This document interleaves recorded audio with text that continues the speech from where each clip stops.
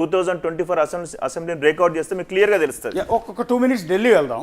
ఢిల్లీలో peoples pulse survey మనం starting ఏది ఎన్డీఏ మళ్ళీ గవర్నమెంట్ ఫామ్ చేస్తుందని ఎవరైతే రిపోర్ట్ ఇచ్చారో ఆ సంస్థ యజమాని దిలీప్ రెడ్డి ప్రస్తుతం ఢిల్లీ నుంచి మీడియాతో మాట్లాడుతున్నాడు. ఒక 2 నిమిషాలు ఆయన ఏం చెప్తున్నాడు విన్న తర్వాత మళ్ళీ మీ దగ్గర బీకాన్ గురించి. మీరు యజమాని అంటే రవి గారు ఫీల్ అవుతారేమో. రవి గారా? Okay okay. దిలీప్ రెడ్డి గారు ఏమంటారు ఒకసారి చూద్దాం రండి.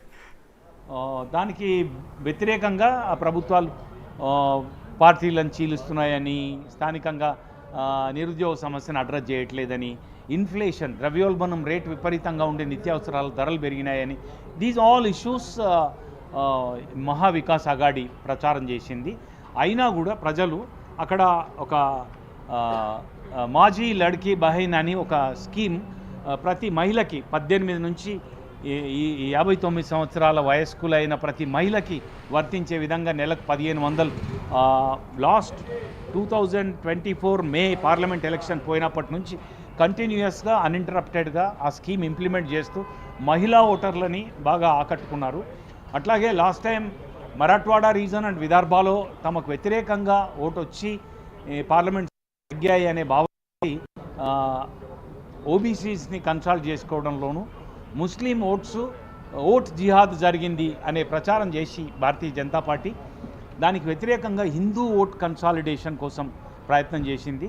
ఈ 3-4 ప్రయత్నాల్లో ఏది వాళ్ళకు సానుకూలంగా పనిచేసిందో తెలియదు, కానీ మా ఎగ్జిట్ పోల్లో వాళ్ళకు అనుకూలమైన వాతావరణమే కనిపించింది. ఏది మహాయుతి కూటమికి అనుకూలమైన వాతావరణమే మహారాష్ట్రలో కనిపించింది. These are the issues. Region wise చూసినా కూడా most of the regions they are dominating. అక్కడ 6 రీజన్స్ ఉన్నాయి మహారాష్ట్రలో: Vidarbha, Marathwada, north Maharashtra, western Maharashtra, Konkan region and Mumbai. ఇట్లా 6 రీజన్స్లో కూడా ఇన్ మెజారిటీ రీజన్స్ మహాయుతి ఒక ఆధిపత్యం కనబడింది ఈ సర్వే సంకేతాల్లో. These are the inputs, data, information from our side. మీకేమన్నా నిర్దిష్టంగా స్పెసిఫిక్గా క్వశ్చన్స్ ఉంటే you can ask, I will answer.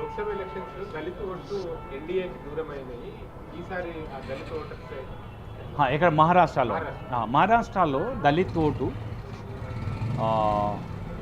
ఈసారి డిఫరెంట్గా ఇద్దరికి డివిజన్ అయింది అనేది మేము కాస్ట్ వైజ్ మేము, ఎందుకంటే ఓవరాల్ రిఫ్లెక్షనే మాకు ఎస్సీలలో కూడా కనబడింది. కానీ ఎస్టీలలో మాత్రం వీళ్ళకి సానుకూలత ఎక్కువగా అనిపించింది. ఎవరి ఎంబీఏకి సానుకూలత ఎస్టీస్లో, కానీ ఎస్సీల్లో మాత్రం ఇద్దరికి సమానంగా డివిజన్ అయినట్టుగా ఉంది. కానీ మహాయుతి, ఎస్టీలు మహాయుతి అండ్ ఎస్సీస్ ఈక్వల్లీ డివైడెడ్ అట్లా వచ్చింది.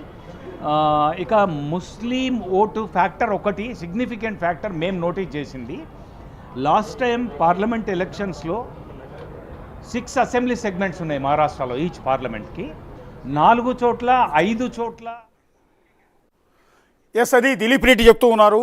సో తమ సంస్థ చేసిన సర్వేలో మళ్ళీ ఎన్డీఏ కూటమి అంటే Eknath Shinde, Ajit Pawar and their partners BJP ఆధ్వర్యంలో ఉన్న ఎన్డీఏ మళ్ళీ అధికారాన్ని చేపట్టబోతోంది. ఆల్రెడీ సిట్టింగ్ గవర్నమెంట్ కూడా వాళ్ళ చేతుల్లోనే ఉంది. మళ్ళీ వాళ్ళే గెలవబోతున్నారు అనేది పీపుల్స్ పల్స్ ఇచ్చిన సర్వే. ఒకసారి బీకాన్ సర్వేకి వద్దాము. వీళ్ళ గురించి ఒక కామెంట్ చేయాలి మనం.